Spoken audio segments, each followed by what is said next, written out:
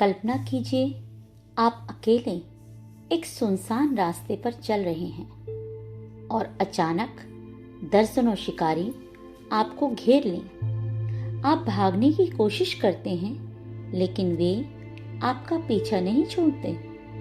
ऐसी ही एक स्थिति में फंसे थे स्वामी विवेकानंद। आज की कहानी सिर्फ एक घटना नहीं, बल्कि डर को हराने का वो सीक्रेट फॉर्मूला है जिसे जानकर आपकी जिंदगी बदल सकती है। नमस्कार दोस्तों, आज की कहानी का शीर्षक है बंदरों का हमला और जीत का मंत्र। यह बात तब की है जब स्वामी जी वाराणसी के एक मंदिर से लौट रहे थे। रास्ते के एक तरफ बड़ा तालाब था और दूसरी तरफ ऊंची दीवारें। तभी अचानक बंदरों के एक झुंड ने उन्हें घेर लिया। बनारस के बंदर वैसे भी थोड़े उग्र होते हैं, लेकिन उस दिन वे स्वामी जी के पीछे ही पड़ गए।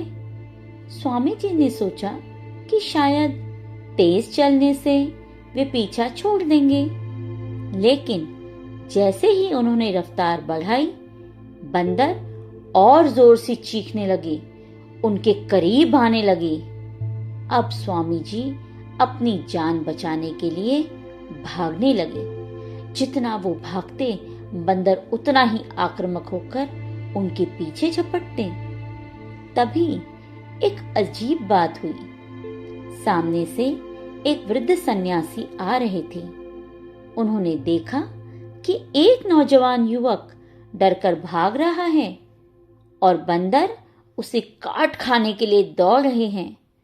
उन्होंने दूर से ही चिल्लाकर कहा, रुको, भागो मत, उनका सामना करो। ये शब्द सुनते ही स्वामी जी के कदम ठिठक गए। उनके मन में एक पल के लिए जिज्ञासा और दुविधा हुई। अगर मैं रुका तो क्या ये मुझे काट लेंगे? लेकिन उन्होंने वृद्ध सन्यासी की आवाज पर भरोसा किया।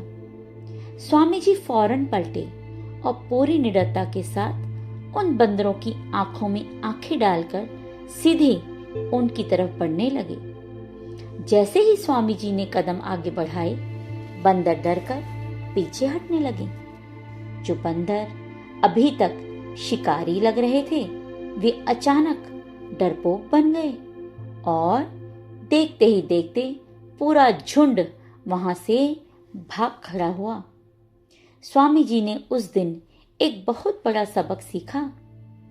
दोस्तों, स्वामी जी ने बाद में अपने व्याख्यानों में कहा था कि यदि तुम कभी भी किसी चीज से डरो तो उससे भागो मत, पलटकर उसका सामना करो।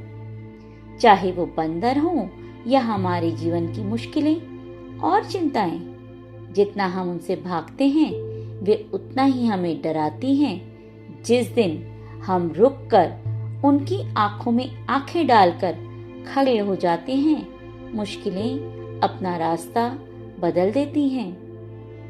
कैसी लगी आपको स्वामी विवेकानंद की यह कहानी? क्या आपने भी कभी अपनी किसी मुश्किल का ऐसे सामना किया है? कमेंट्स में साझा अवश्य करें। आपके विचारों का हमें इंतजार रहेगा।